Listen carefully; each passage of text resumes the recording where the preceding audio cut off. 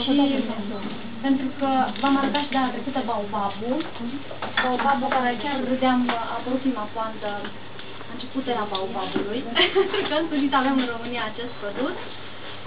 E un produs extraordinar de important și cred că colega mea o să vă și aducă să știți fiecare ce înseamnă baobabul. E un produs extraordinar de important, mai ales pentru copii. Nu, fructul. Fructul. Ați văzut vreodată fructul? Parcă vi l-am arătat la trecută, nu? Da. O să vi-l arăt pentru cei care nu ați văzut până acum. Baobabul este cel mai mare copac din lume, noi spune și arborele maimuței sau pâinii maimuței, se mai traduce așa în limbaj mare. Știați că baobabul e numit complet cu fundul sus? Copacul cu fundul sus, sau cu rădăcinile în sus. El e foarte mare, dar în sus se arată asta care și rădăcini. Dar nu le arăta fructul. Da, o să-i arătăm și fructul. Eu, în momentul în care m-am întâlnit prima dată cu această pulbere, de fapt este pulberea și să propun să se desface. Fructul, cred că e momentul să-l desface. Nu e nimic. O să-l și aduc eu între timp. Am rămas profund surprinsă și de cum arată, și ce gust are, și cât e de valoros propriu-zis și ce cantitate mare de calciu. Tot ceea ce conținea calciu ca și produs, avea un gust mai ciudat. Susanul, de exemplu, nu toți copiii mănâncă susanul. Susanul negru, care e cel mai bogat în calciu, nu mănâncă toți copiii, pentru că are un gust un pic mai aparte și nu sunt obișnuiți copiii. Ei, cu baobabul se schimbă placa total. Nu cred că o să fie copii care nu o să-i placă, pentru că este, de fapt, conținutul unui fruct, gustul este extraordinar de bun. Putem să facem variante foarte, foarte simple și ușoare cu pulberea de baobab. De ce este pulbere? Pentru că în interior, o să vă arăt, o să încercăm să desfacem fructul, să îl zdrobim cumva, pentru că e lemnos așa pe suprafață. În interior, e ca un bob de, sau ca o ciorchină, să-i spun așa, de strugure. E foarte ușor, tocmai că e foarte ușor. În interior, ciorchinele e atât de interesant, să spun așa, pe tulpina respectivă care e în interior, sau exact ca și strugurea are structura, îți bobite un fel de triunghiulare sau pătrățoase mai mult decât rotunde cum îți la strugure. Și în momentul în care îl luăm în mână se spărâmă ca o pulbere, ca o făină. Și de fapt asta este pulberea de baobab. El se usucă pentru că așa e natura lui. E uscat din mama natură. Ei, se pare că e un fruct foarte, foarte prețuit de către maimuțe. Și de către oameni. Și de către oameni. De către maimuțe le-au descoperit prin că a ajuns mai ușor în vârful lui. Și uite, așa am reușit să aducem și noi baobabul, care mie mi se pare un produs foarte, foarte important pentru alimentație. De la ce vârstă se poate administra? Eu aș zice foarte de timpuriu. Foarte, foarte de timpuriu. Crezi că găsești o soluție să mi-l desfaci? Baobabul? Un ciocan, adică? Adică un ciocan, să joacă... Nu cred că funcționează. O să fie în primul, nu știu exact ce metodă o să aleg. Încearcă. Sunt convinsă că te vezi. Dar să nu zdrobești foarte tare, dacă se poate în Vrei două. să o fac în public sau... Cum consideri? Și atunci, ca o primă rețetă, am încercat să, de când a venit pulberea de baobab, am încercat mai multe variante de a-l introduce în alimentație. Și merge, bineînțeles, foarte bine pe partea dulce. Adică putem să facem foarte multe cocktailuri, iar are gust propriu-zis de lămâie ușor dulceagă. Ai un gust plăcut, propriu-zis. Și atunci, un fruct, orice fruct, poate să fie banană, poate să fie ceva moale, poate să fie caisă, piersică, ce vă place, un pic de baobab, apă, bineînțeles, și la final miere. Nu le-am spus mare lucru. Nu, și zic că poate le și spui două vorbe. Foarte bogată în vitamina C. Și asta numească vitamina C de portocale, este bogată în calciu, de asemenea în fier. Pentru de fapt e și recunoscut. E original din Madagascar, e chiar simbolul național al Madagascarului. Și ei folosesc foarte mult ca supliment vitamin, de vitamina C, de calciu și de fier. Așa, și îl folosesc de foarte timpuriu și un foarte bun tonic și energizant.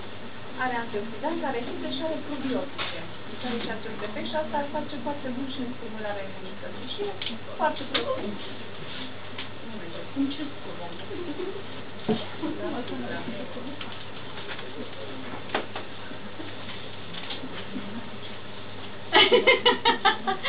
Avea pregătit, aștepta să mi se rupă lingurița.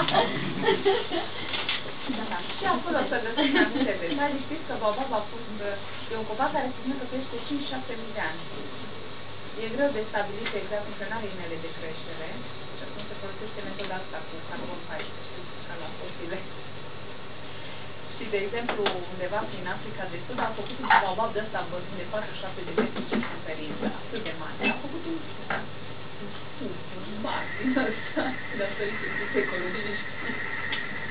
Pe net găsiți poze cum arată un bar în mijlocul copac. Fac un pic de color.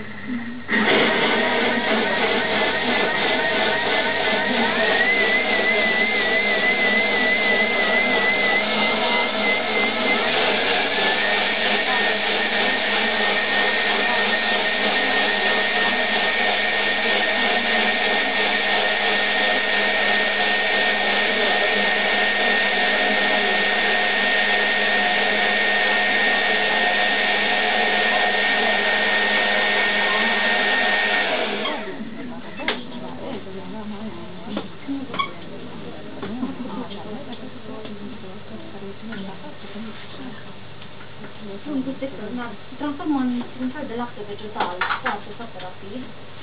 Uite așa. Și ce bine că avem copiii să vedem. Să vedem reacția copiilor, da? O să și îl gustăm inițial să vedem dacă e suficient de dulce, că e foarte important ca ei să simtă că este așa cum și-l doresc. Hai, mămică, să vedem dacă e suficient de dulce sau nu. Mai punem un pic de dulce? Îți place și la acum testăm un copilaș. Dacă ți se pare prea pișor sau nu e atât de dulce, atunci îl mai combinăm așa încât să-ți placă. Dar facem un copilul tău asta, îți place. E bun? Crezi că ai mai bea dacă îți face mami? Bravo! Dacă mai pun aici. Bine, să dăm la toată lumea. Vedem cum reacționează lumea. Dați-vă cu părerea ta. Să fie sigur suficient de dulce să să-ți placă. Îți place sigur? Bravo. Banană. Banană, baobab, miere și apă. O limonadă simplă. Propriu zis, dacă stau să mă uit așa la baobab și ce conține, această limonadă putem să facem și simplu, fără să mai adăugați fruct. Adică e ca și cum ar fi o limonadă din lămâie. Aplicați un lapte de succes de baobab. Exact. Da. Aveți o cantitate aproximativă cât? O lingură. Pulbere? O lingură la? O lingură la o cană. Cam 1 litru, cam așa. Exact 1 litru am făcut. Deci o lingură de pulbere la 1 litru de apă. La 1 litru de apă. Eu zic că putem să-l facem și mai lung dacă vrem. Eu am vrut să fie cât de cât concentrat și spumos. Mai vrei? Nu? Am îndoiele atunci să știi dacă e suficient de dulce. Ce s-a văzut? E considerat alergen? Nu, deloc. Tocmai. Tocmai.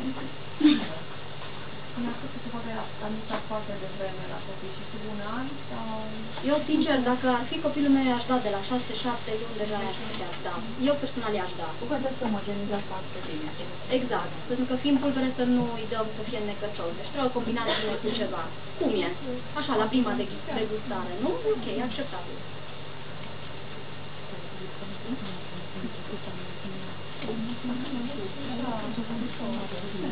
Important este sub o formă sau alta să găsim soluții prin care să administrăm copiilor tot ceea ce au nevoie, gen calciu, gen fier, gen vitamina C. Dacă nu acasă, luăm o pânză de bonfire sau cum? Ai băgat bonfire-ul în el? Nu, o să bagi aspect. Bonfire-ul. Dacă mai continuăm. Nu, eu zic că nu mai continuăm. Eu nu știu băia chiar plec, mă mi-era un șoc. Ok, nu, vreau să iau eu. Da, Dacă vrei, oricine, efectiv arde și miroase. Da, tocmai, aia mă gândeam că nu fi greu. Nu, vreau machiatul de scoate în două. Nu, că nu-mi place de vedere. Cine mai e? Ia uitați-vă. Nu mai vreau să vedeți. Nu vreau să vedeți. Că metoda mea a fost cea mai ecologică. Deci dacă vă uitați la el cum arată, o să vi-l dau din mână în mână, mai un pic înnegrit, dar nu este din cauza lui, să zic așa, ci din cauza flexului, ca să știți de unde provine. Deci așa arată. Are acele mustăți de care sunt legate, propriu zis, pulberea de baobab. Am admirat a Fire, a Sophie. Exact de aici. Nu, că l-am umblat de la el. Că bărâie. Încerc să pot... Uite, unul mai așa. Da, ca să nu fie așa. Ăla din capă. Nu, m-am putut să Da, este ca o pulbere. Dacă îl luăm în mână, el se face ca o făină instant. Da? Deci nu-i procesat. Și așa este el. Făina, în interiorul lui. Cum mi se pare așa la prima întâlnire cu el? Parcă s-a concentrat tot copacul într-o capsulă și o luat și nisipul din... Tot. Da, de acolo. Exact. Și l-a pus înăuntru. E foarte interesant și de-aia am vrut să vă captez așa un pic atenția cu ceva nou și să vă dăm și ceva nou. Acum, lecția de astăzi este alimentația copilașilor. Pentru că am o experiență de peste 11 ani cu alimentația pentru copilași și pentru că rodul muncii și învățăturii pe care am reușit să o găsesc, să spun așa, de atâția ani, este sănătatea copiilor mei, în primul rând. Și faptul că ei au ajuns să ajungă până în vârsta aceasta, fără a cunoaște cuvântul medic și fără a fi bolnavi deloc, nici măcar răceală, eu zic că este rodul cel mai important al muncii pe care am reușit să o depun în acești ani. De fapt, toată atenția a fost îndreptată înspre a găsi o alimentație echilibrată și mai ales de a învăța din fașă copilul ce este bun și sănătos și de a obișnui acel corp să meargă de la început spre o regenerare a celulelor sănătoase. Știți cu toții că în momentul în care copilul se naște, are nevoie, dacă mama n-a fost hrănită corespunzător, are nevoie de 3 ani de zile ca să elimine toxinele înmagazinate în cele 9 luni de zile în care copilul a fost în placenta mamei. Rămâne surprinși probabil de acest lucru și inclusiv mucusurile care sunt eliminate în primele zile de la naștere, cele mucozități care ies, da? Sunt de fapt depozite de toxine primite de la mamă pe parcursul sarcinii. Eu am găsit această explicație în Wheeler, în tratatul lui Wheeler. Wheeler a fost un medic care a practicat alimentația sănătoasă pe lângă medicina clasică și a avut rezultate foarte, foarte bune de-a lungul anilor. Și el explica așa: de fapt, mulți oameni consideră că a fi răcit este o boală sau că ai prins un virus sau că există o problemă la nivel de inflamație, de glande care nu funcționează bine. Wheeler dă explicația în felul următor. În momentul în care omul răcește, la nivelul acestei porți de evacuare, da? El așa o numește, poartă de evacuare, și singura care este de fapt din sistemul limfatic. Știți ce este limfa, da? Limfa este când vă tăiați, se desuflă, apare ca un lichid, da? Și lichidul respectiv, propriu-zis, este prin tot corpul nostru. Ei, acest sistem limfatic are o singură poartă de evacuare, amigdalele. Da? Și în momentul în care ficatul este foarte, foarte încărcat și nu face față sau, să spun așa, hiperproteinismul mai numește el, și asta este o cauză a eliminării prin această poartă de evacuare, în clipa respectivă aceste glande preiau o parte din toxine și tind să se elimine din această poartă de toxine. Întotdeauna m-am întrebat oare de ce copiii mei nu răcesc. după ce am văzut această explicație, am găsit o parte din răspuns. Pentru că nu există o toxemie atât de mare încât să se pună în funcțiune această poartă de evacuare. Deci niciodată n-au avut probleme cu gâtul, de exemplu, da? Să fie așa, să tușească, să fie iritat, să fie puroi în gât. Dar marea majoritatea mamelor se uită și zic, o, ciorchine de puroi. Pare ciorfii ăstea, care sunteți curioși, vă dau să citiți și tratatul lui Biller și să vedeți că de fapt nu facem altceva decât să eliminăm printr-un anumit mod, corpul fiind foarte deștept, încearcă să repare. Nu mai am să le Bună întrebare! Bună întrebare! Tot după acest tratat pe care eu îl amintesc pentru că mi se pare cel mai logic din ceea ce am primit eu ca și informații din mai multe tratate pe care le-am citit vis-a-vis de copilaj, el spune că există mai multe porți de evacuare, dar asta este prima. Da? Nu reușim să eliminăm prin fecale, de exemplu. De ce? Pentru că există un proces de eliminare, adică trebuie să fie procesate și pe urmă să ajungă în intestin sau parțial procesate sau drumul este mult mai lung. Poarta aceasta limfatică este foarte rapidă pentru că este peste tot în corp. Atunci, cei care nu reușesc prin această poartă, să știți că procesează toxine nu numai ficatul, procesează și pancreasul, procesează și rinichii, procesează multe alte. De fapt, fiecare are rolul ei și preia una de la cealaltă, dar principalul este ficatul.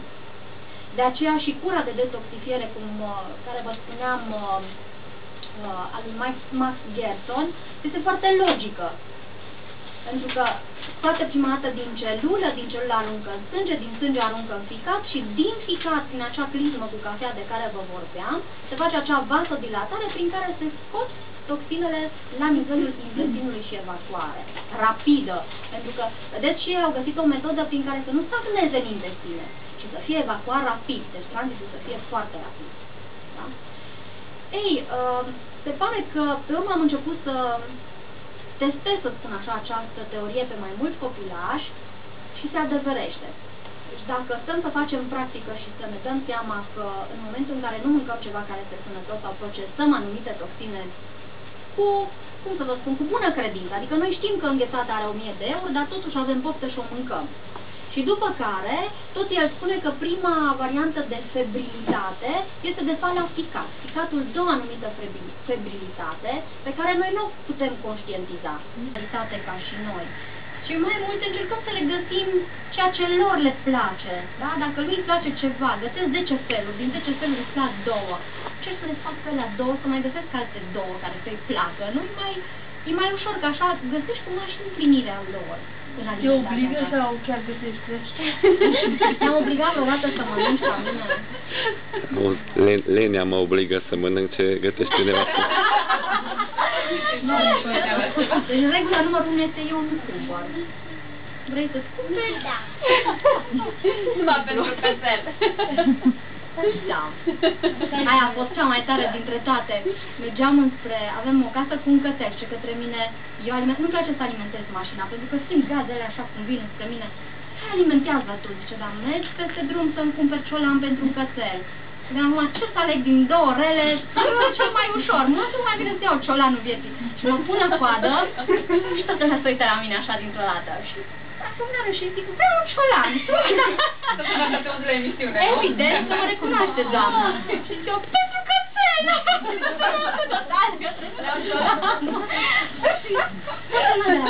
Pentru cățel! Ce să vă seama aici? Este clar îndrătăneană pentru voi. Auzi, o fi de aici, nu, că dacă mai lupt și cu cățelul să le învăț. Mai bine mă ascultat 20 de ani. Eu cunosc pe cei care mănâncă mere. Deci, eu nu zic că nu, mă înțelegeți, dar așa era situația secundară. Și mă mănigă și... Da, cartofi. Deci, să știți că nici nouă nu ne-a fost ușor, ca și familie vorbind. Dacă ați ști cât mișto au făcut de mine, nicio problemă, dar nimeni nu-i profet în țara lui, trebuie să fii perseverent, să nu vă cramponați de asta. Bucurați-vă că sunteți sănătoși. Uite, o să vă mai arăt o întrebare, ca să înțelegeți. Cât de sănătos ești acum față de cum erai pe vremuri când mâncai numai altceva? Simți diferența sau nu? Nu zic, am Mie mi s-a adresat. Deci contează. Deci sunt mai robust și mai sănătos decât acum 12-14 ani. În mod paradoxal. Da, pe totuși e o distanță foarte mare în timp și să te simți mai bine decât acum 12 ani e o chestie. Știi? Și vă mai dau încă un exemplu. Uite, vin prieteni de-ai lui, că totuși are o vârstă, se apropie de 50 și vin prieteni de-ai lui. Și am rămas șocată azi vară cum arată, deci dacă stăm să-i punem unul lângă altul, diferența este net, categorică. Dar în momentul în care l-am văzut, a venit, era cât, nu știu cum să vă spun, mai ca și Mihai, era un pic mai făcut, 1,90 m, 2 metri, nu știu cât are ăsta din Ungaria. Tot un pumn de medicamente și le-au înghițit. Am zis, uite-te la el ce face. Deci nu venea să cred. A scos un pumn de medicamente și le-au înghițit instant. Și la noi au fost o bătălie. Și vă mai dau încă un exemplu. Altă dată făcea migrene de câte 4-5 zile și acum în 10 minute le liberez de migrene. Dacă chiar face. Că mai scapă, credeți că nu scapă? Ne-am dus la București cu Ramona și corporații noștri au făcut vițel. A doua zi, nu i-am mai întrebat, dar amândoi erau knockout. Deci unul mai disperat ca așa. Cum? Cu ce îi scap de migrene? Cu clisma cu cafea, draga mea. Cu asta îi scap de migrene. Și după ce l-am eliberat prima dată când era într-o criză din aia nebunitoare, care nu mai știa nici cum îl cheamă, și cam în 10 minute, 15, deja s-a relaxat, a zis, nu pot să crezi. Am fost la medici 40 și ceva de ani și nimeni nu înțeles ce-i cu capul meu. Și m-a simțit înfiorător. Și în 10 minute cu o clismă cu cafea pot să scap de asta. Asta a fost ceea ce a zis, da? De asta, pentru că făcea migrene îngrozitoare. De acolo a pornit totul și exact asta am rămas și eu surprinsă. Picatul este cel care se distruge. Și picatul este primul care distrugem și la copii cu alimentație de care el este primul care reacționează, pentru că prin el se procesează toate toxinele din corp. De-aia este foarte important să avem hrană care este hepatoreparatoare, adică care repară și hrănește picatul. Și asta este polenul păstura, de-aia e foarte important. Și sursă de proteină, da? Și foarte important să o dăm copiilor de mici. Ține loc de antibiotic, merge foarte bine inclusiv în viroză. De ce? Pentru că elimină ficatul, dă drumul la toxine, eliberează. Exact ca și clisma cu cafea. La copii nu poți să le faci clisma. Și cum să dăm polen la copii? La nivel de granule și sub indicația medicului apiterapeut. Ca să nu fie copilul alergic, da? Foarte atent, să nu fie copilul alergic, să aibă predispoziție la alergie și în funcție de vârstă. Da? Și inclusiv sortul de polen se alege în funcție de să zic așa, sensibilitatea corpului. Nu putem să-i dăm un polen de primăvară unui copilaș mic. De ce? Pentru că polenul de primăvară arată ca un arici. Irită mucoasa stomacală. Și la mulți adulți chiar irită mucoasa stomacală, da? Este un test foarte bun pentru cei care sunt acizi, care au aciditate foarte multă. Vă apucă durere de stomac în momentul în care ați mâncat polen, încât știți clar că aveți probleme serioase cu stomacul. Dar paradoxul este că exact cu doze foarte, foarte mici, o granulă, 2, 3, până când simțiți din nou acea durere, vă întoarceți la treapta interioară, dacă ați ajuns la 3 și vă doare, ne întoarcem la 2. Și luăm 2 până în momentul în care organismul nostru acceptă. Și din când în când luăm 3. Vedem. S-a calmat sau nu? Îi mai dăm sau nu? Și asta este o variantă foarte ușoară de a scăpa de aceste iritații. Deci polenul, păstura sunt surse de proteină, sunt hepatoreparatoare, ne ține ficatul sănătos, îl folosim pe post de antibiotic la copii, care este foarte important, da? Este o sursă de antibiotic, se poate da în acest înlocuitor, să spun așa. Eu personal, în perioada în care vedeam că la copii din clasă se declanșează așa o epidemie, da? Instantaneu înfundam copiii de polen păstură. Primul lucru, polen păstură. Și ca să li se scadă febra la copilaș, eu personal recomand bitterul suedez de Bano. 1 ml de bitter de Bano când sunt foarte mici, asta se dă pe ani, deci de la hai să zicem, 8-9 luni și este și varianta de bitter fără alcool, dar din păcate nu la noi în țară, deci de la 8-9 luni și până la 3 ani, 1 ml de bitter suedez, 3 ml de imunogrip, cel făcut de plant extract, ca să se amestece. Scade temperatura instantaneu, dar scade numai la copil și la adult, este cea mai ușoară formă. Ce face bitterul suedez? Este de fapt un complex de plante foarte amare. Se știe că în momentul în care mănânci ceva amar, se face o drenare, da?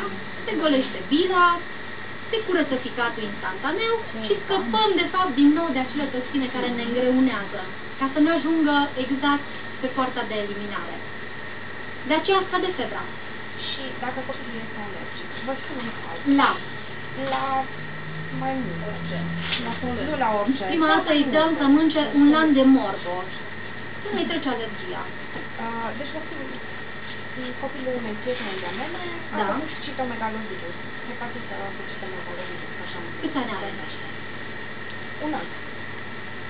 Și s-a infectat. Și au ieșit trigliceridele enorme, exact. Și i-a dat ceva beta-lactidal, i-a făcut. Ce poate să facă în cazul ăsta? Eu zic la cazurile astea care sunt particulare, ca și pentru că foarte multă lume nu o să înțeleagă neapărat despre ce e vorba, zic că ar trebui direct discutate cu Mirela și mămica aici este direct implicată. Cazul este mai complex, trebuie văzut copilul, ce a mâncat până acum, ce diversificare i s-a dat până în perioada asta, cum a venit propriu-zis pe lume, a avut ceva probleme la naștere, n-a avut. Complexul, fiecare om e individual. Aici nu se poate generaliza, că ai un anumit diagnostic și îți dăm chestia asta. Nu există asta. Nici alimentația nu poți face la copil individualizat pe boală, deci pe categorie de boală. Care hepatită îi dă anumită alimentație? Nu. Pentru că întotdeauna bolile astea sunt complexe, mai sunt legate de ceva. Asta s-ar putea discuta, de exemplu, la nivel de medici. La final, să zic, la un moment dat, să facem o chestie pe graduistică și pe schimb de experiență. Foarte fain, dar trebuie individualizat la fiecare. Da? Nu se poate da așa, gata, dați de mâine, păsură. Nu merge, s-ar putea să nu funcționeze la el. Deci trebuie văzut copilul în ansamblu. Totuși știați de cura de morcov. De ce de cura de morcov? Hai să vă mai dau un exemplu tot așa personal. Mie îmi plăceau foarte mult căpșunii. Și știți foarte bine că căpșunii sunt alergeni. N-au apărut până înainte cu o zi de a naște. Și mi-a fost așa o poftă încât am mâncat o ladă de căpșuni. Evident copilul meu a fost alergic, nu? A avut așa o ușoară alergie în primul an. Simțeam în funcție de ceea ce și nu urmăream, deja învățasem de la cealaltă mare. Mă, chiar o secundă vreau să opri pe față, domnul bine? Să-l amestec, că rămâneam speculatul.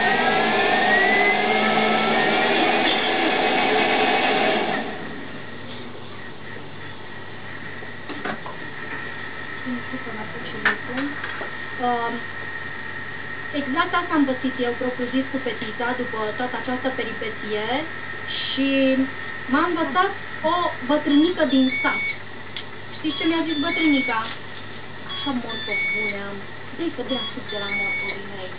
O bătrână mi-a spus asta. Și eu în clipa respectivă m-am uitat la ea, am zis ok, îi dau. Nu știam ce se întâmple. După 3 luni de zile în care îi dădeam zilnic porție de morcov, cât vroia ea, deci nu i-am dat, gata, trebuie să dea atâta sau cât vroia ea, atâta îi dădeam. Făceam o cană mare, îi mai dădeam ei, cât lua bine, restul împărțeam la restul membrilor familiei. Pot să vă spun că în 3 luni de zile n-am mai văzut niciun simptom pe care îl vedeam înainte. La ea ce se întâmpla? Orice produs, în momentul în care avea ceva, cât timp am alăptat-o, chiar dacă mâncam eu, făcea bubite în jurul guriței. Și dacă o lăsam cumva să plângă, chiar și câteva minute, făcea buburuze pe sub ochi, un fel de ruptură de capilare, sau cum să le explic mai... Da? Deci avea, care era propriu-zis la un moment dat, chiar contactată un stafilococ aureu, da? Care l-am tratat și pe ăla și tot asta venea de acolo.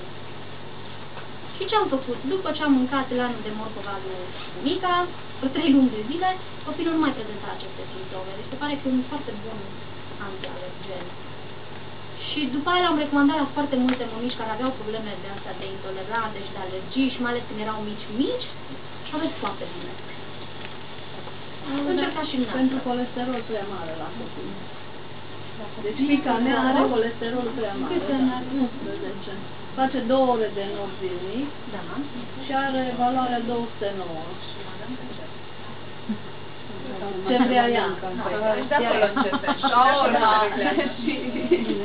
Nu, șaurma. Nu vezi. Și aproape. Încerc să vă și gătesc, să vă fie foame până la final. Polen prea mult, știți că am mănâncă cu lungura. Nu există. Deci nu există.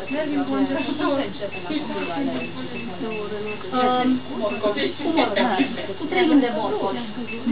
Acum, fără glumă, să zic așa. Bine, pe urmă am mai citit despre morcov normal, că am început să și văd de ce, de fapt, se întâmplă acest... Din cauza beta-carotenului. Știți foarte bine că și picatul, dacă ați secționat vreodată picate să devii galben, da? Se pare că beta-carotenul ajută foarte mult la sănătatea picatului. Cu siguranță și eu am transmis copilului, pentru că pe vremea nu neapărat consumam 100% cum consum acum de sănătos, da? Ea a venit cu un bagaj toxic și din partea mea, sunt convinsă de asta, indiferent că e vorba de metale grele inhalate sau multe altele. Știți foarte bine că sunt foarte multe surse care pot inunda corpul. Asta a fost marea parte, să spun așa, prin care copilul de mic, dacă pui mâna pe el și începi să-l crești și să-i dai ceea ce știi că are nevoie, poți să faci un copil foarte sănătos din el. Foarte, foarte sănătos. Deci epidemii totale, toată lumea răcită și copilul nu are nimic. Copilul prinde într-adevăr și virusii și ceea ce, dacă corpul este slăbit imunitar și dacă corpul permite instalarea virusilor, că și eu pot să fiu, dar purtător eventual. Și vă mai dau încă un exemplu vis-a-vis de fiica mea și de mine. Pe mine m-a mușcat căpușul și pe ea a contactat borelia, eu nu. Deci, foarte mult depinde fondul dumneavoastră. Foarte, deci nu mult, foarte mult. Poate să treacă pe lângă dumneavoastră, poate să intre în corpul dumneavoastră, dar nu neapărat să poate manifesta. Da? Dacă m-a auzit un medic, cred că mi-aș auzi multe vorbe după.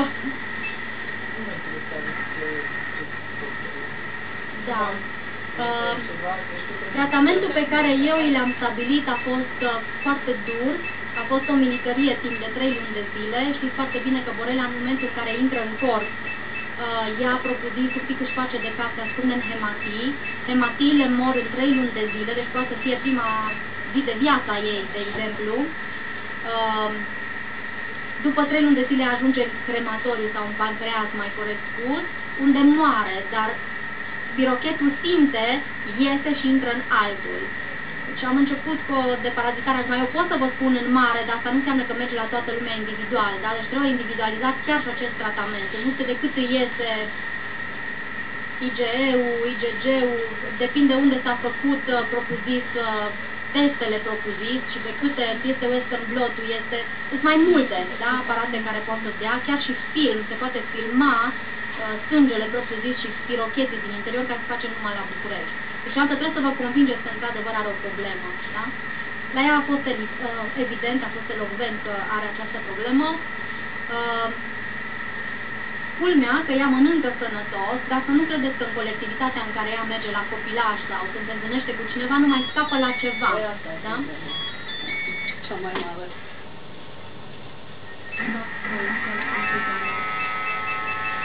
Ok. Deci în momentul în care copila a scăpat, automat a avut un fundal care i-a permis, să spun așa, să capteze acest virus, da? Pe lângă faptul că era vegetarian, am trecut-o pe hrană crudă. 3 luni de zile. 90%. Da? Cartofii le-am permis ca și hrană coaptă, fiartă, cereale din când în când, dar marea majoritate hrană crudă. Cel puțin 4-5 supuri crude pe zi, care înseamnă 200 de mililitri. Și aici o să vă mai trec încă la o regulă pentru copilași ce mănâncă copiii dimineața, să vă spun ce mănâncă copiii mei dimineața. Suc proaspăt tort, care este și hrană și aliment. suc proaspăt tot. Atât. Fruct la masa de la ora 11, fruct la masa de la ora 11 sau morcovi, după care la miaz vine la masă. Și aici trebuie să vă explic ca să înțelegeți de ce. Corpul are 3 etape de alimentație în viața lui. Prima etapă începe de la ora 4 dimineața până la ora 12, în care corpul elimină. Chiar dacă îi dai să mănânce dimineața, îi dai alimente care favorizează eliminarea toxinelor. Cel mai benefic, așa cum spun multe studii, ar fi sucul de greu sau de portocală sau combinat. Pentru că drenează foarte bine ficatul, fiind amar, atunci se eliberează într-adevăr din corp tot ceea ce este rău. Pentru că încă n-am ajuns la ora 12, dar vine masa de la ora 11, încercăm să găsim alte alimente care se digeră ușor sau chiar se autodigeră din enzimele proprii, cum ar fi mărul sau cum ar fi morcovul, și le dăm masă de fructe sau legume crude. De-abia la miaz, la ora 1, când eu le dau copiilor masa, abia atunci le dau prima hrană efectivă.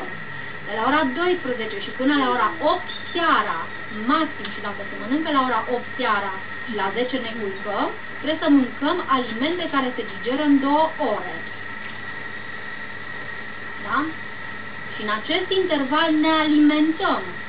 Dar e foarte important ca și regulă la copii. Nu mâncăm de dimineața până seara și ciugulim. Vreau și aia. Se mănâncă 3 mese pe zi fix. Și fructe sau apă sau lichide sau supraplăstori între mese. Foarte multe mămici acuză că copiii nu mănâncă la masa principală. Nici n-au cum să mănânce, pentru că încă procesul lor de digestie, dacă am mâncat un biscuit sau orice altceva în timpul dinaintea mesei, încă este în proces. E ca și cum ați avea un coleg și nu vă faceți treaba. Și zici, auzi colege, oare astăzi nu mă ajut să faci ce trebuia să fac eu? Foarte fain. Pui astăzi, te ajută, că e o forță majoră, să zicem. Pui și mâine, pui și poimine. La un moment dat, colegul, știți ce o să vă spună?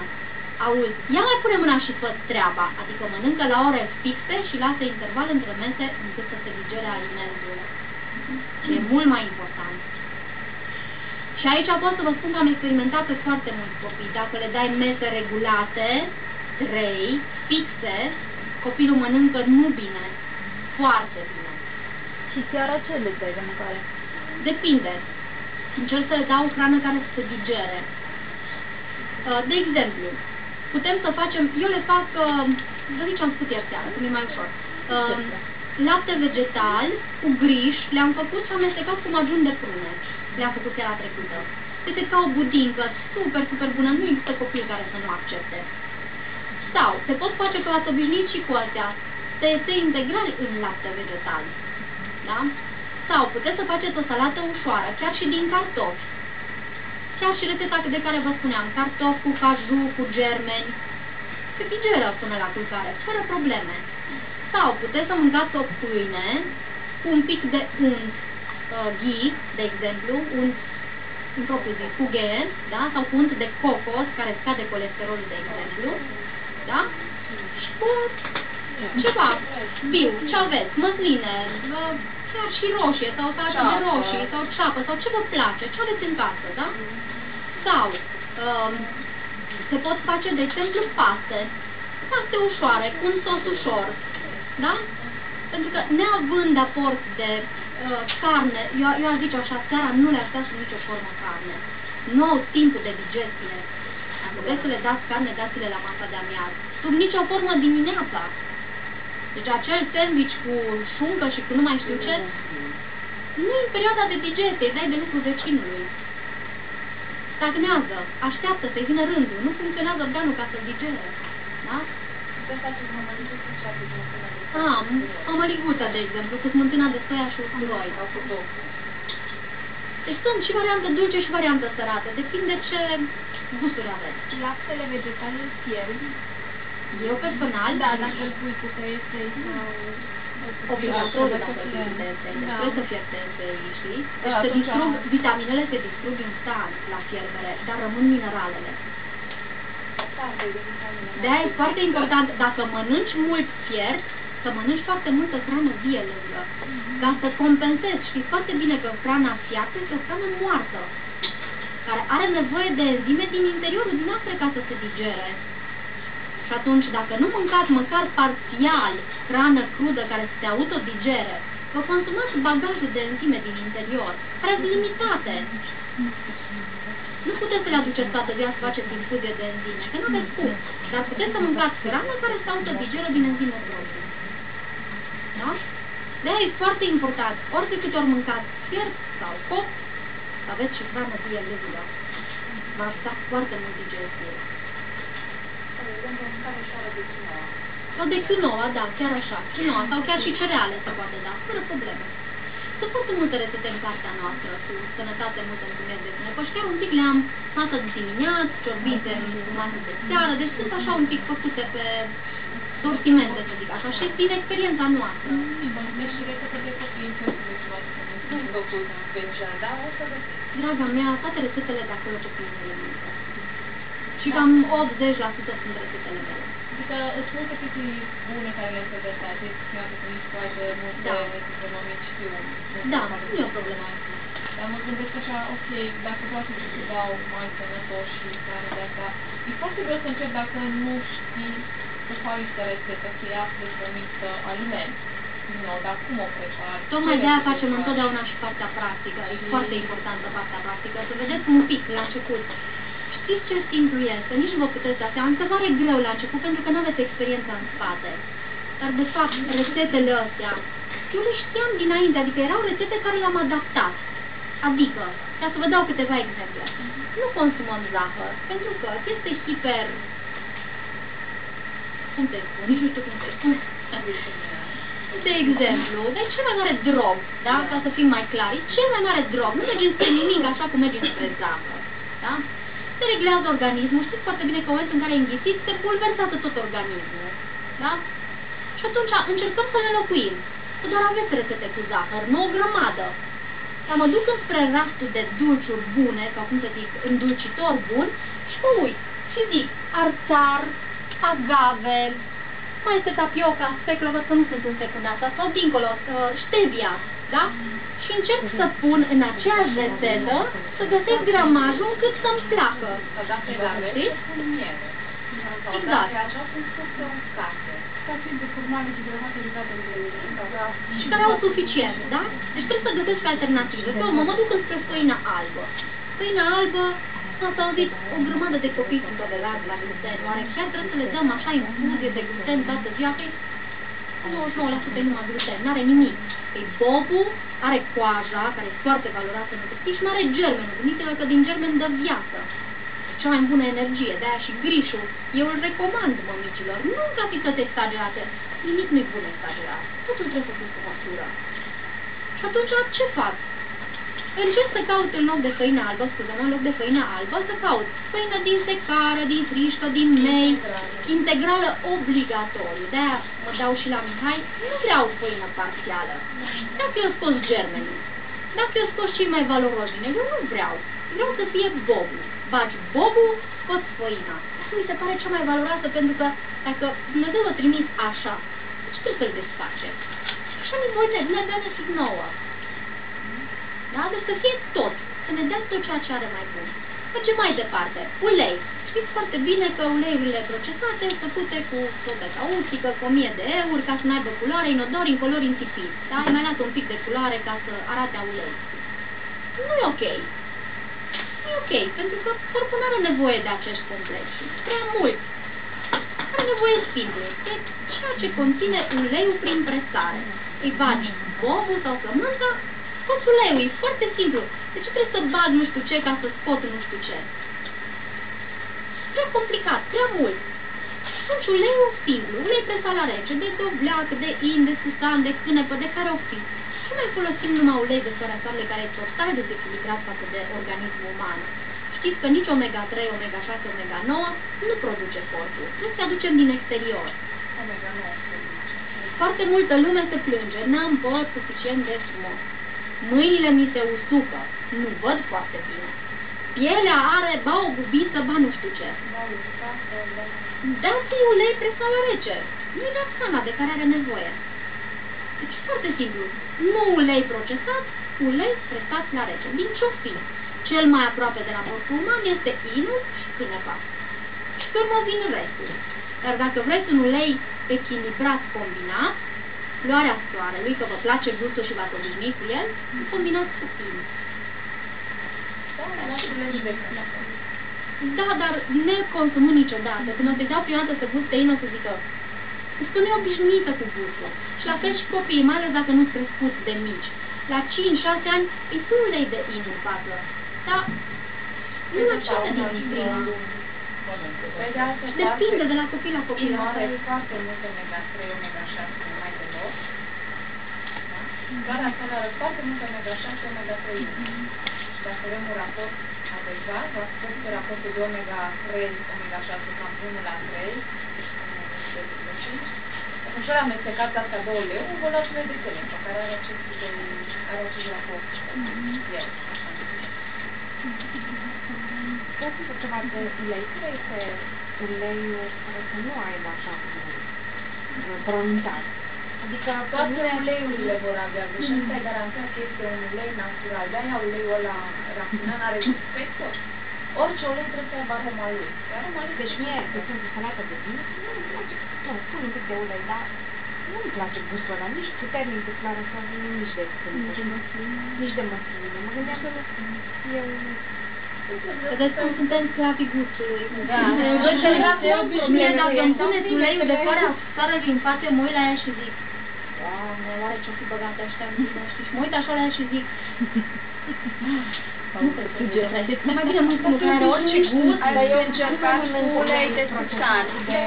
Ok. Și ca să scăpați de această sclavie, o să vă spun că dimineața, vă mai dau încă o chestie foarte bună, dimineața, știți că cavitatea bucală este cea mai încărcată cu toxine, știți asta, da? Și vă recomand pentru început să luați un ulei presat la rece, care nu vă place deloc, și să-l luați în guriță și să faceți cura de curățare cu ulei. Ați luat uleiul, stânga-dreapta, vi se formează ca o scută, îl eliminați, doamne fer să-l înghițiți, sunt toxine foarte multe, se raclează inclusiv limba, se clătește cu apă cu sare și așa o să vă învățați papilele gustative să le și înainte să faceți chestia asta, o să-l îngriță și vă așteptați. Asta fiind în fiecare dimineață. Deci uitați-vă dimineața în oglindă cum arată limba dumneavoastră și cât este de încărcată. Foarte mai încărcată, tot e mai rău. Exact. Și sunt foarte mulți părinți care, de exemplu, obligă copiii să se spele seara pe timp, dar dimineața nimeni. Deci că dimineața e mai periculos decât seara, pentru că atunci este favorizarea eliminării toxinelor la 4 la 12 și perioada în care se elimină scoate corpul. Da? Acum, vis-a-vis de pastele de dinți cu clor, sunt și. Eu am văzut și paste de dinți în care era clorură de nu știu ce. Ok, ca să albească și să nu știu ce. Foarte fain. Un pic atenție la copilași, pentru că copilașii sunt în perioada de creștere. Glanda pineală, care este glanda supremă și care dă de lucru tuturor glandelor din organism, este inhibată prin aportul de clor. Da? Și aici este o problemă destul de măricică. Se oprește funcționarea. Și atunci cel mai bine ar fi să folosiți o pastă de dinți fără clor la copilaș. Cel puțin în anii care sunt micuți și până când corpul se obișnuiește să elimine și se scoală, deja v-ați M-am gândit când i-am dat la fiul meu cel mare care are 13 ani ziua flor, știți, era atunci din florul, dar ca norocul că nu i-am dat decât o perioadă. I-am dat o perioadă că după aia am avut neglijanță, îi dau. De unde provine? Am citit odată atâtea produse. Dar lucrul pe care l-ai făcut pentru copiii tăi, că ai zis că e cel mai bun. Eu știu, dar sunt multe altele. Dar într-o carte, un studiu care spune când s-a introdus florul și în ce? În pasta de dinți. Că, mă rog, e utilizată la o scară foarte mare. vremea celui de-al doilea război mondial și după, foarte mulți au început extracția de aluminiu. Și în urma extragerii de aluminiu au rămas cu foarte mult flor. Ce se fac cu el? Îl băgăm în pasta de dinți. Și uite așa, ne-au îndopit toți. Respectiv este un rezidu toxic cu care nu au ce să facă și în care să-l vindem și l-au vândut. Da, l-au vândut și îl vând bine. Au fost programe internaționale, normal. Da, și mai asta spun, că îl vând bine de tot. Și se știe că reduc capacitatea intelectuală. Exact, da.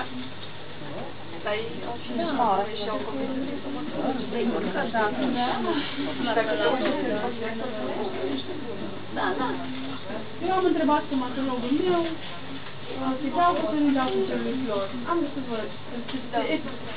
Și te zic sincer, de vârsta mea, 30 ceva de ani, și zic că Andrei, habar n-am de ce dai cu flor. Că el cam este, dar erau programe la istoria. Asta e istoria. Americanii au tot flori. Da. Dar uite-te la aici, bolnavi, s-au prins, au Vai șamane și ce spălați pe creier. vârsta de viață, să o vezi, ai fost să lucrezi în America. Du-te să vezi ce e acolo. Deci am văzut aseară un documentar, s-a întâmplat în 2009, se cheamă Sol Hard Blonde, în care doi dezaxați, că nu poți să le spui altfel, un el de 40 și ceva de ani și o ea de tot de 40 și ceva de ani, vorbesc, se întâlnesc pe MySpace. Ea se dă drept fiică-sa. Și în momentul în care începe să-i vorbească și cu un prieten de-a lui și coleg de servici, ăsta devine gelos. Nu se cunosc, nu s-au văzut în viața lor. Ea trimite fotografii de-a lui fiică-sa, și lui și prietenului lui. Și ăsta, de 46 de ani, dezaxat ce îi, se duce și îl omoară pe cuști. Și după ce îl omoară, bineînțeles este prins, află că de fapt femeia cu care îl credea că vorbește el nu este aceea, ci este mama ei. Toate astea nu provin numai din, nu știu, din ce respiră și din ce văd. Provin și din ce mănâncă. Da, apoi aici era chiar din ce exact beau și din ce se spală. varianta de genul că ești ceea ce mănânci. Adevărul este că dacă stați să urmăriți copilași care consumă cantități foarte mari de carne, o să observați la ei că sunt un pic mai agresivi. Absolut. Foarte Un pic, mult mai mult. De unde și... Și consumul de zahăr și consumul de carne dă o hiperactivitate și o transmitere de informații, aș zice eu, mai negative, încât copiii sunt foarte, foarte impulsivi. Așa zisul ADHD. Am observat, de exemplu, pe un lot de copilași, mie îmi place să fac astfel de experimente, să observ copiii. I-am observat la un moment dat, timp de o săptămână, întrebând chiar ceea ce mănâncă, deci aflând ceea ce mănâncă și manifestările pe care le aveau, inclusiv notele pe care le luau timp de o săptămână școlar fiind. Categoric, niciodată n-am zis cuiva de experimentul ăsta, de exemplu, categoric, cei care aveau o alimentație un pic mai îngrijită, deci nu neapărat să meargă strict vegetariană, dar să aibă anumite principii, față de cei care erau carnivori și mâncau foarte haotic, diferența era de la cer la pământ. Foarte dezechilibrat, foarte agresiv, nici randamentul școlar nu era la nivelul așteptărilor, să zic așa. Prin urmare, vreau să vă spun că experiențele astea pe care le-am trecut cu copiii și prin care am văzut inclusiv, să zic așa, ceea ce se întâmplă în școli în secunda aceasta. Dacă intrați acum într-o școală, în pauză, niște miguri aleargă dintr-o parte în alta, sunt fantastic de agresivi. Trebuie să fii, știți cum merg mai nou profesorii pe coloare, pe lângă perete, eu și profesor, da? Pe lângă perete și cu catalogul în față ca să aibă scurt. Deci nu glumesc. Și eu când mă duc la miaz după copilă, ca să merg după ea dacă cumva trebuie să intru prin școală, știți cum sunt? Așa. Deci așa mă uit, ca să nu mă izbească careva de un perete, mai ales că mai făcut copii din ziua de astăzi. Deci este extraordinar de mare agresivitatea, să știți. Și nu odată m-am întrebat oare dacă acești copii ar avea, nu ține de educație, nu cred că un părinte acasă spune copilului lui să fie agresiv sau să fie... Eu nu cred că cineva învață așa copiii, nu cred. Deși uneori s-ar putea, dar hai să zicem... Da, și din filme, și din informațiile pe care le are, da. Și practic joaca băiețelilor, dimineața m-a surprins că prima dată am avut fetițe și un băiețel și când mă întâlneam cu copiii prietenilor, ce construiesc ei din Lego? Ce construiesc? Doar arme și roboți care ucid. Deci, pentru mine, ca mamă de fetiță, a fost chiar șocant. Da, dar asta văd probabil la desene sau undeva dar nu am asta învățat. fac, deci am urmărit urmâna toți băieții, toți băieții, tot construiesc arme și... Că dacă au văzut... Exact, care e mai mare și mai ucide, mai mult și moda la rochite și așa. Prietenul unei prietene de-a mea, având 6 ani, tatălui i-a cumpărat iPad. Și a început să se joace copilul, din ce era un copil atât de luminos, de deschis, de normal, așezat, curios și povestea orice. În momentul când a început să se joace Spider-Man, numai asta se juca, da, nu știu. Nu mai putut. Ai zis că e putut și cum să faci așa mă mare. La un rod. Așa, zic că așa. Ori e luat și ori la ce mai rar când l-a luat, a făcut o priză, găluțele, reamțile, una care se plânge și se ruga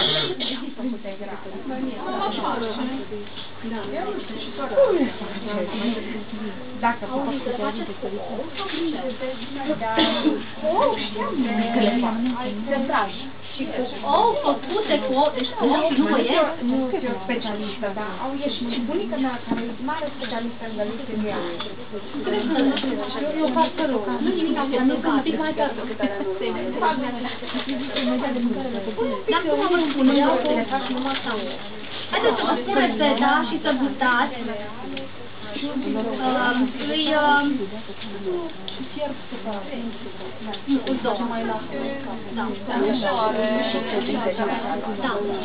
Mei, bulgur și linte. Mei, bulgur și linte. ceea ce mâncăm acum. Ai fiert toate astea la un loc. Ai pus ulei. Am pus la final, acum, un pic de ulei de dovleac și caju, care ca să nu l-am fiert. În afară de sare normală. Ca să vedeți ce gust adevărat au cereale.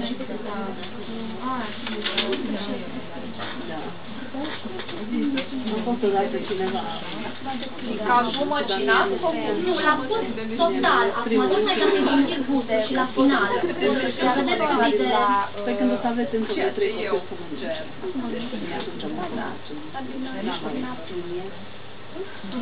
Deci când o să mai aveți încă 3, o să mănânci. Nu mi s-a părut așa. Ai liniște să-ți dau? Vrei să zici la mine? Și ce germeni sunt acestea? Ridiche. Copiilor le plac ridiche, dacă nu le place ridica, puneți prag sau puneți altceva care... Da, exact. Găsiți gustul care îi place. Nu-i place astăzi ridiche, mâine încercăm altceva. Pune-i găsiți.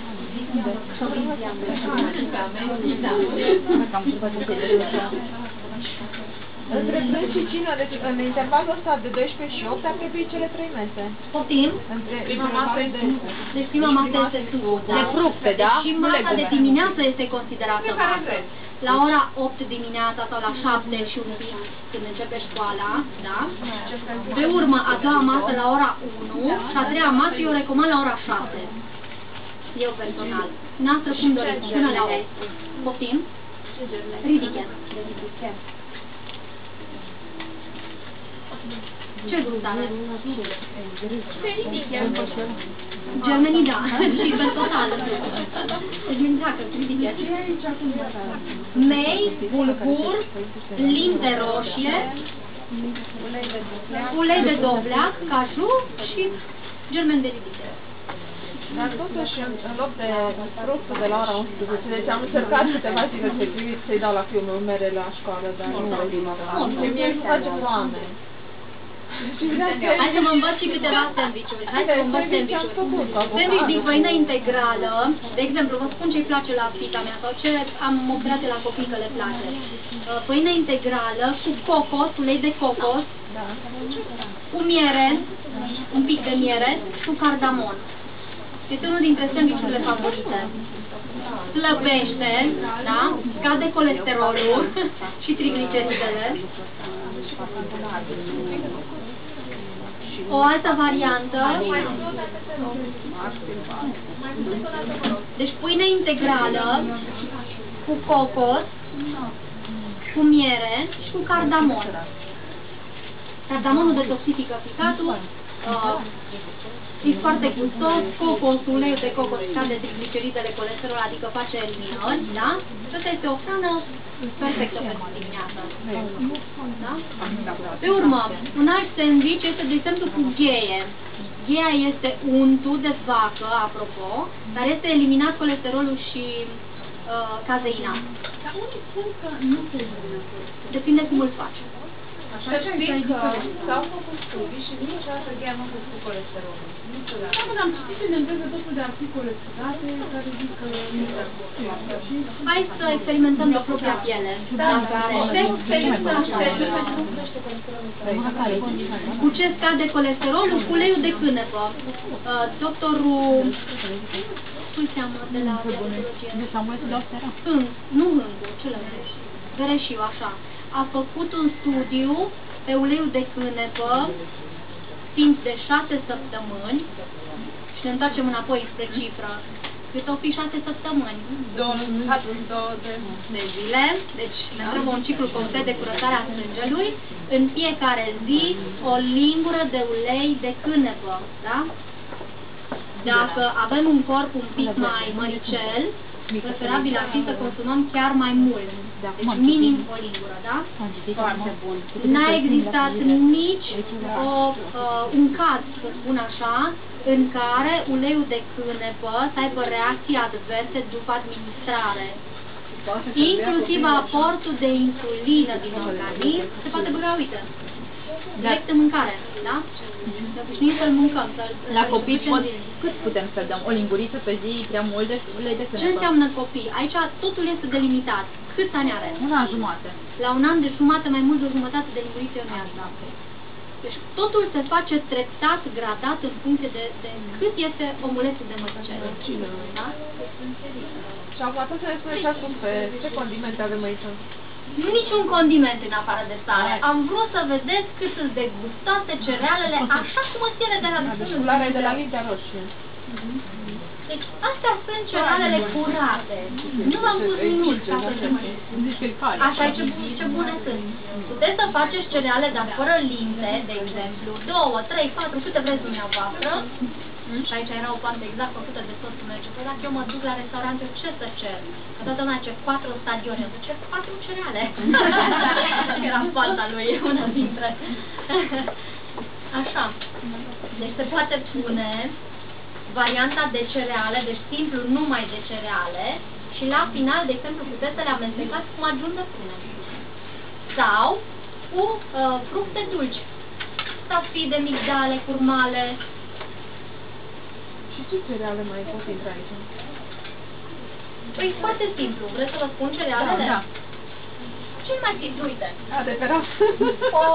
Orez, 5 feluri, amaranth, quinoa, secară, să le fierbem, ovăz, orzu și ovăzul și astea. Ca pulci de gustoase, nu ca pulci. Bobul întreg. Bobul întreg. Pe ele expandate. Bobul întreg. Camutul, asta e Vai, deci camutul e o delicatesă, cât poate să fie de gustos. Da? Nu mă fierb. Variantă dulce, variantă sărată. Dulce, nuci, miere. E foarte adevărat. Depinde cum vrei să faci, da? Unele cereale mult mai înmuiate ca altfel și pierd peste cărutul. Care din ele? Camutul, Vrei să scăpați năutru. Câte apă rămâne asta? Spuneați că două, variante dulci și... dulci și sărat. Miere, da, se poate face, de exemplu, și cu miere și cu măr. Măr, răsuit. Foarte plăcut. Amaranth cu măr și scoțișoară. De exemplu. Foarte plăcut. Foarte, foarte. Vreau să știu, cui nu i-a plăcut asta, rețeta asta. Vreau să știu, a fost cineva care nu i-a plăcut? Deci eu n-am întâlnit niciun copilaș care să spună nu vreau asta. Deci rețeta asta e magică la copii. Și care sunt proporțiile în rețeta? 1-1-1. Deci o parte... Știți ce am făcut? Am amestecat, eu am borcane separate de chestii amestecate. Adică am 4 cereale într-un borcan și răstăm câte o pungă de 5 de pumele cu turbine. Aici am răsturnat o pungă de mei, o pungă de linte și o pungă de bulgur și le-am amestecat pur și simplu.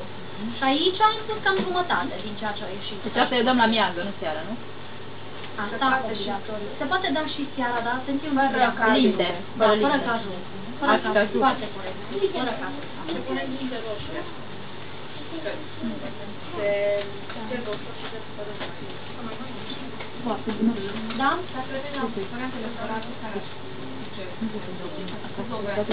Dulci și sărate. Păi sărate astea ar fi nuci, un ulei presat la rece.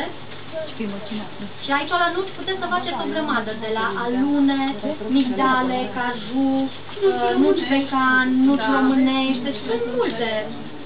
O gamă foarte, toate nucile. Și astăzi puteți faceți cu nucă, mâine cu altceva. Lincia, scuze, Lincia a spus-o întreagă sau e măcinată? Sau nici vorba, întreagă. Dar ea se prin fierbere devine ca un piurel. Ea devine integral. Roșie. Și mai neagă să vă rămână întreagă. Roșie. Da, roșie și galbenă, poftim? Da, te rog, normal. Toată lumea poate să-și dea din experiență, de-aia ne adunăm aici. Foarte fain, spune. Ce am făcut eu alaltă ieri? Am luat spanac, pentru că vine primăvara, se poate face din spanac sau din... cum? Spanac curada.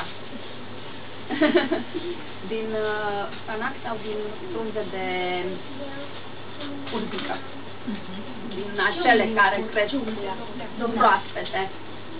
Se opăresc frunzele rupte sau tăiate, după care separat se face o smântână din, eu am făcut-o din 100 de ml de lapte de orez, 3 căsei de usturoi, o lingură de degetat de casă, astea le-am și puțină sare.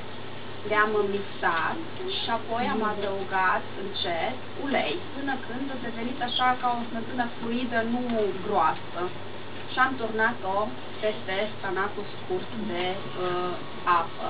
Atenție, eu nu am fiert spanacul, doar i-am dat un clopot să se înmoaie. Aici pot să spun și eu. Cum?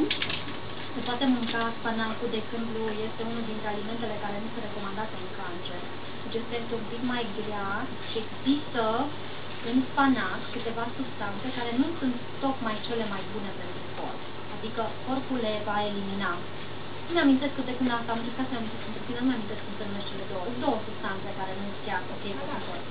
Oxalații. Da, asta este una, da, așa este. Și atunci se recomandă opărirea lor. Pentru că eu am mâncat spanac fain, nu tolerez. Pentru un corp sănătos este perfect. Nu, Pe unul doar în burtă după ce mănâncă spanac crud. am eu la mine sensibilitate la multe acești gaze. Spanacul crud. No. Deci depinde de la caz la caz. Dacă nu l-ai burtă, Și am pus la cuptor pâine integrală, evident, ca să se întărească, să prindă așa foșghiță și pe o parte și pe alta și am pus anacul ăsta pe pâine, pe feliile de pâine și am preferat deasupra semințe de câine decorticată. Sandwich cu Panacul ai dat în blender de cu... câine. Nu am dat în blender, l-am tăiat, l-am mărunchit. Nu l-am dat în blender. Deci cea mai bună pizza pe care am mâncat-o din pâine integrală și nu săptămâna viitoare când pauză, suntem plecate, cu 2 săptămâni când facem copii, gătesc pentru părinți, o să vă dăm pizza făcută din pâine integrală. Cea mai bună pizza pe care am mâncat a fost pizza cu spanac. Da. Nu pot să spun ce pizza e, ceva, o delicatesă. Un alt sandwich de care vreau să vă mai spun este pâine integrală cu cocos, cu semințe de câinevă și cu germeni sau cu bucăți de usturoi.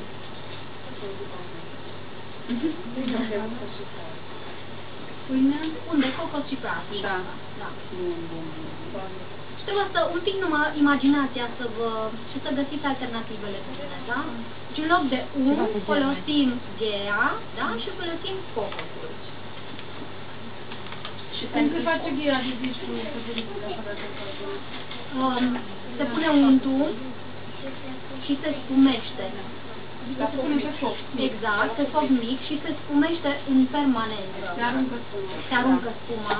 Și în momentul în care se vede clar până în fundul tigăii, se ia foarte rapid de pe foc, pentru că dacă devine ușor portocaliu, deja e un pic ars și nu mai are aceeași putere.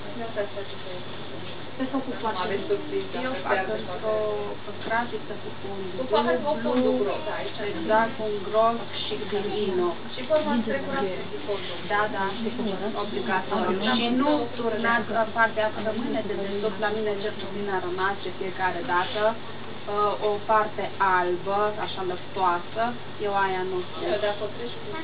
Și la final trebuie trecută prin tifon, obligatoriu. Tot ceea ce mai rămâne, ca și cheaguri, bucățele, ce mai fi, să se bate. Da? Mai verificam cu o hârtie, îmi puneam un idei și dacă arde fără spune, atunci e gata. Ce poate, da? Și să-mi dau sensibil la culoare. Deci trebuie rapid. Când ai văzut că e transparent, Maronește, are și o franță. exact. Acum, ce mai dăm de mâncare copiilor? Tot ce dăm oamenilor. Și copilașii și orălei. Chiar dacă noi îi tratăm ca pe, spun așa, aș zice, în prima frază, zice copiii noștri, da? Că suntem legați de ei și că este ceea ce noi de multe ori n-am reușit să facem, da? Și noi încercăm să dăm chestia asta copiilor. E foarte greșit. Copiii doar lumini de viața noastră. Noi trebuie să le dăm din experiența noastră bună. Obligarea, e foarte bine că întotdeauna mă interzice să doriți și nu este valabil numai la copilași și valabil și la adulți. Legarea, gândiți-vă la dumneavoastră cum ar fi să fiți dependenți în secunda asta de ceva anume, cu atât mai mult de o altă persoană, în permanență. Adică să simțiți acel cerc închis în care n-aveți voie să vă mișcați decât ca un leu în cușcă. N-ai voie să te duci, n-ai voie să faci, n-ai voie să gândești, n-ai voie să devii individual. Copilașii se dezvoltă mult mai bine supravegheați din umbră și fără a sta cu bățul în spatele lor. De tot ceea ce vă spun din experiența proprie. Am văzut copilașii dezvoltându-se în râset. Foarte rar am văzut copiii mei plângând. Deci vrea să se întâmpla ceva extraordinar, fantastic să văd copilul plângând, dar în schimb am învățat să râdă ori de câte ori are posibilitatea, să facă glume, să-și spună păsul chiar și prin glume. Asta este o modalitate prin care am reușit să comunic foarte bine cu copilașii. În glumă, eu îi spun ce am de spus, în formă de joacă, și tot în glumă îmi transmite și el subtil ceea ce vrea să spună. Comunicarea este mult mai ușoară. Deschiderea față de copii fără a avea o obligativitate. Eu, mama ta, mie trebuie să-mi spui tot. Foarte greșit. Uite, eu am încredere în tine, dar cred că ai încredere în mine. Poate reușesc să te ajut cu experiența mea. Mie, mama mea niciodată nu mi-a spus trebuie să faci. Deci nu mi-a impus ceva, ci întotdeauna a încercat să mă determine să fac ceea ce vroia. Să pune la mână. E foarte adevărat. E foarte adevărat, dar ca orice mamă are și. Deci nu este... E foarte fain ca noi, ca și părinți, să ne dezvoltăm această latură. de a fi deschiși și de a înțelege că acest omuleț este exact ca și noi. Gândește, are idealuri, da? Are împlinit sau neîmplinit, are dorințe sau voință sau nu are voință, da? Și aici pot să vă mai spun încă tot așa din experiență, copiii mei vorbesc 2 limbi de la vârsta de 1 an și un pic. Și mi-am dat seama că cea mai simplă modalitate de a învăța un copil mai multe limbi este acel 1 an de zile. Deci nu o să vă vină să credeți cum la 1 an și ceva, copilul chiar dacă nu vorbea, ți se vorbea în 2 limbi, și copilul când a început să vorbească a vorbit în 2 limbi ca și bază. Deci dezvoltarea intelectuală până la 1 an, deși ți se pare copilul, ce știe el, că nu vorbește, habar n-are, ce vrea. Nici nu vă puteți da seama, dar este un burete intelectual. Chiar și dacă e șoptit și vorbiți despre alimentație corectă, cum am spus eu cu cel de-al 2-lea copil, s-a imprimat ca o limbă învățată ca și bază, fără a-i se traduce, da? Noi deja am ajuns să traducem. Nu folosim ulei procesat, folosim ulei presat la rece. Deja noi știm ce face uleiul procesat, știm ce face uleiul presat la rece, încercăm să ni-l înlocuim cu voință, da? Ea deja are imprimată gândirea asta că uleiul cel mai sănătos este cel presat la rece, da? Și cu tura cealaltă o să vă aduc și unul dintre copii la care puteți să-i puneți chiar și întrebări și să vedeți cum vă răspunde un copilaj care i s-au implantat cumva, să spun așa, aceste noțiuni de a învăța și de a cunoaște partea reală a lucrurilor și ce înseamnă alimentația și digestia. Încercați să le spuneți copiilor ca și cum i-ați explicat prietenei dumneavoastră cele mai bune. Îi puneți farfuria în față, dacă se strâmbă și spune nu vreau asta, că nu-i place cum arată sau ceva, încercați să-i vorbiți despre fiecare aliment. Eu am rămas surprinsă când atenția cea mai mare a fost când le-am explicat de cerealele integrale, de exemplu, și când le-am explicat cum germenul face o nouă plantă și din o nouă plantă se fac alte câteva bucăți de boabe, care din nou cresc și cât e de important să-ți dai seama ce viață poate să aibă germenul ăla în el. Și copilul a perceput și a vrut să germineze și el. Și a germinat și le-a și mâncat pentru că i-a plăcut procesul de germinare. Deci implicați în alimentația asta și gătind împreună sau lângă tine, ei învață. Învață la fel ca și noi. Da? Acum, lucru care m-aș bucura să vă împlinească peste ani ar fi sănătatea copiilor voștri, toți, chiar fiind părinți sau bunici, dacă până acum n-ați avut posibilitatea de spune așa să transmiteți copiilor, nici noi n-am crescut în acest spirit și uite că am reușit să ne autoeducăm, chiar dacă nu părinții au venit către noi.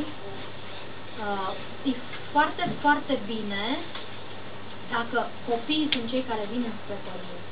Învățătura este mai ușoară, pentru că întotdeauna părintele își dorește să facă tot ce este bine pentru copilul lui. Și dacă copilul vine cu ceva bun, părintele îmbrățișează mult mai ușor și primește ca un dar că ceea ce a făcut copilul lui este ceva deosebit, nu? Tot ceea ce fac copiii noștri sunt deosebite. De aceea, peste 2 săptămâni, aș vrea să vă gătească copiii dumneavoastră și o să fie aici un grupușor de copii pe care vrem să-i adunăm și ei să gătească. Să vedem cum veți percepe o mâncare făcută de copii. Îmi promite că va fi mai bună decât făcută de mine, pentru că ei au întotdeauna energii bune și frumoase, nu? Să le spui și tu ceva. Eu între timp o să încerc să aduc să fac untul de soia. Sper că mi s-a răcit. Soia propriu-zis se face din făină de soia, da? Untul de soia îl fac din făină de soia și este de fapt ca o mămăligă. Punem apă, punem făină și dăm drumul să fiarbă. Ea trebuie să fie ușor mai grosuță sau chiar și mai purgătoare dacă vrem să nu fie atât de tare untul și obligatoriu să se răcească înainte de a o pune să se facă unt. O duc să caut să văd dacă se răcește. cea mai fain citat din cartea lui, cum poți să mănânci un nebule dacă sunt la tine? Poți să mănânci ceva care are o așa? Care se uită cu ochii de dimoală, se uită la tine dimoală. Zice așa, pune că păduși cum e copilașul e și vrei și un măr. Și dacă copilul va mânca iurile și va șca cu mărul, atunci vei și limonada aceea. Bine, acum am avut și mare foarte multe lucruri pe care vreau să le spun și eu. Și am avut că viața nu se mai vizează momentan, dar dacă vezi pulbere, este pe internet sau... ai mai pe miere, dacă l-ai pe... Copilul vegetarian. Da, dar... Vreau să vă zic, are capitolii și consumă copii în prezent și sunt rezultatele unui studiu făcut în 2000 în Marea Britanie, e un sondaj național, privind alimentația și nutriția și a investigat obiceiurile alimentare ale copiilor între 4 și 18 ani în Marea Britanie. Și drept, dar multe țări vecine și noi din ce în ce mai mult se mănânc cu ei. Și se spune că rezultatele au fost de-a dreptul sinistre, adică pentru aproximativ 80% dintre copii alimentația consta în pâine albă, în alimente de tip fast food, da, snacks-uri, hot dog-uri, biscuiți, chipsuri, dulciuri de tot felul și evident ciocolată. 3 sferturi din copii nu consumaseră niciodată, nici măcar o legumă cu fruct de verde în săptămâna dinainte de acest sondaj. Sunt niște constatări pe care le-au privit și sunt interesante. Apropo ca lecție de învățat. În primul rând, aportul de proteine era mult prea mare pentru toate vârstele. Exact ce spunea Lina mai devreme. Avem o alimentație hiperproteică. Metod termen că n-avem destule proteine și pe asta se bazează cei care avem alimentarea cu carne, dar de fapt noi mâncăm prea multe proteine. Consumul de zahăr era prea ridicat, aportul de fibre era cu mult sub nivelul compatibil pentru sănătate. O treime din copii nu aveau scaun zilnic, de la 4 ani. Imaginați ce înseamnă asta 50-60 de ani, 70 de ani. Nu 70 de ani. Peste 90% din copii consumau cu 20% mai multe grăsimi decât limita acceptabilă, 10% din copii aveau colesterolul ridicat. Apropo, copii între 4 și 18 ani. Colesterol. Una din 5 fete adolescente aveau deficiențe severe de vitamina A și B2. Aportul de beta-caroteni era 0.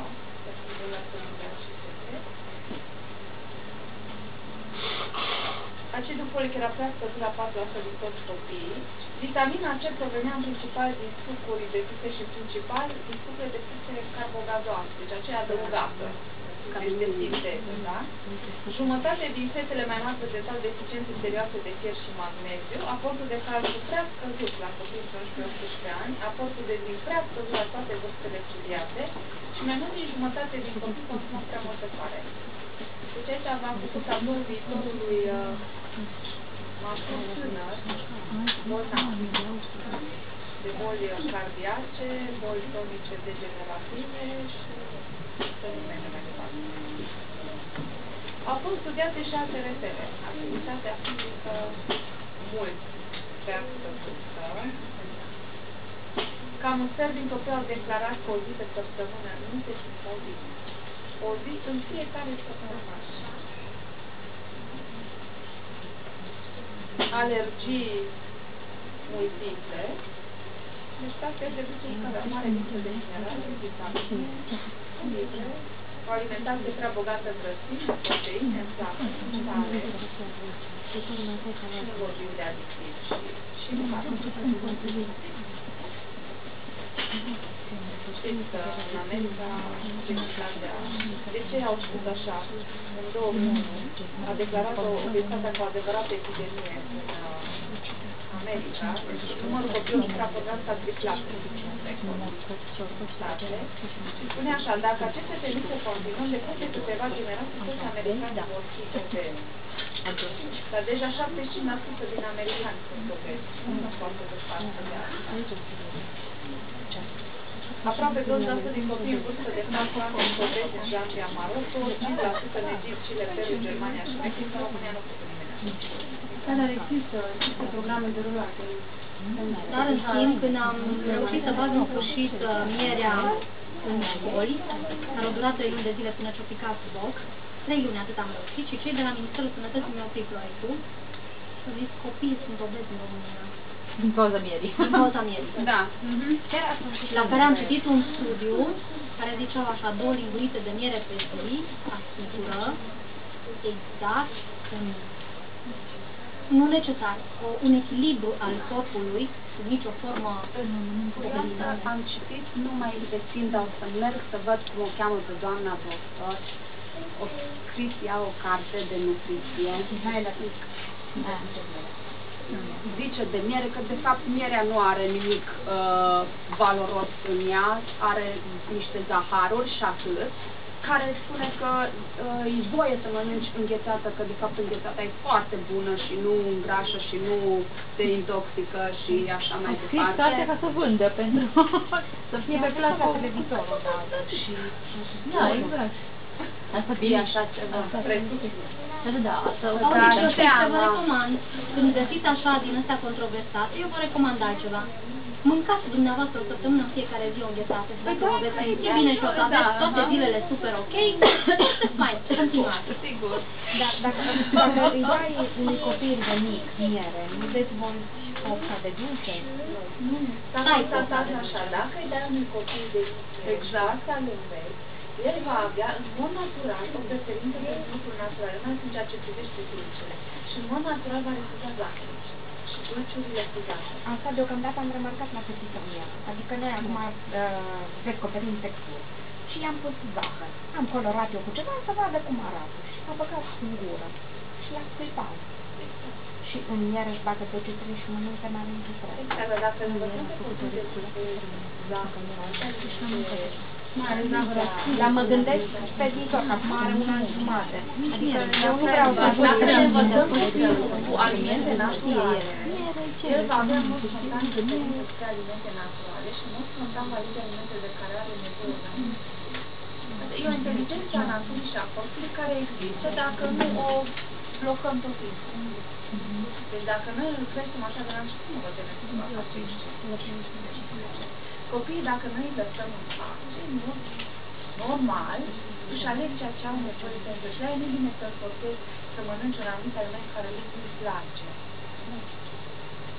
Și acum, la zis de obezitate, nu știu cât ați văzut fetele mele, la noi se mănâncă un butoi. Eu am un butoi de miere în mijlocul casei, nu glumesc. Și mănâncă miere ori de câte ori vor. Cum suntem producătorii normali, că avem butoi de miere. Obeze fetele mele? Nu. Chiar mănâncă miere, deci nu este zi în care să nu mănânce 2-3 linguri de miere. Nu este zi. Deci la noi consumul de miere îți 2 butoaie care înseamnă 45 de kilograme ori 2 pe an. Chiar și tu mănânci, uite, te vezi bine. Nu mă mai dau de exemplu oricum mănânc. De la ce vârstă se convertește oficial de la 1 an. Oficial medicina așa. Puteți să introduce. Nu l-am introdus pe la 7. Nu ne povestiți un pic de polen. Da. Cum se administrează polenul la copii? Da. Începeți programul, ori îl faceți un pic de miere sau un suculeț. Un suc. Exact. Sucul de fructe. Puneți un picul de suc, să lăsați pe televizor, dar puneți 3 gomițe de suc ăla. Lăsați 2-3 minute, plicați restul de suc. Cel mai valabil. Ca să-l ajute la ceva. Cu 3 granule cred că nu fac nimica. 3 granule ce sunt pentru ce? Am înțeles. Ajunge la o jumătate de linguriță de polen, la cruzar, vorbesc. Pentru că la copii se ajunge la o linguriță și pe măsură ce... Deci peste 1 an pot să-i dau deja o linguriță de polen. Treptat. Întotdeauna treptat. Începeți de la câteva granule și treptat. Înainte de masă, după masă. De preferință, eu îl recomand înainte de masă. Mai că dăm un suc. Sucul se dea pe stomacul gol și atunci dați un suc de orice, după ce o mâncați. Totdeauna sucul pe stomacul ăla, fel cum și fructul se dă pe stomacul gol. Ok. Și facem strada ieri, nu așa de legume. Ai mere și ai morcov. Și dacă ai mere și morcov, și speclă, și selină, și cartofi, și germeni, și căscai, și mai mult n-am nevoie. Doar la ce doar mere. teanilor, lăsați ca să leagă. Prune, poate orice propoziție. Fructele fără la în lipsă de așa sunt bunușele, dar am văzut o știre care spunea fructele și legumele congelate versus cele crude. Și tot în știrea aia zicea acolo, nu cele proaspete, nu mai bune decât astea congelate, ba dimpotrivă, cele congelate sunt mai bune decât cele proaspete, pentru că congelate la momentul culegerilor și astălalte nu mai au aceeași valoare odată ce au stat o săptămână sau 3 zile după ce le-ai cules. Revin cu aceeași teorie. Da, consumați-le o săptămână congelate și vedeți cum vă simțiți și consumați-le crude și vedeți cum vă simțiți. Adevărul este că în timp se pierde.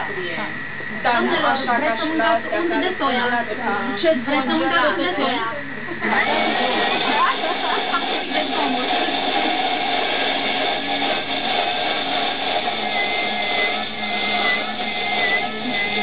Am făcut aici o acțiune de aia cu colegii cu soare. Da, mamă, bunici, copii, toți vor acum numai cu colegii cu soare.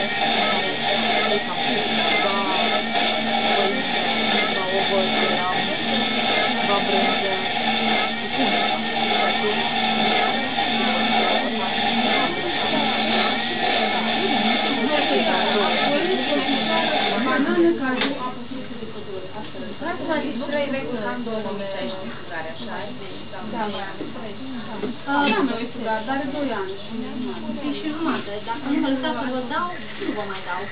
Mai trebuie să stați 2 secunde cu zgomot și după aia vă ia. Deci ce mai puneți acolo? O pus mulei, da, așa a început, busuioc. Dacă ar fi fost foarte, foarte rece, s-ar fi făcut și mai tare. Dar pentru că nu e foarte, foarte rece, va fi un pic mai moale. Dar are nimic, îl punem pe felie de pâine. Exact ca o mămăligă.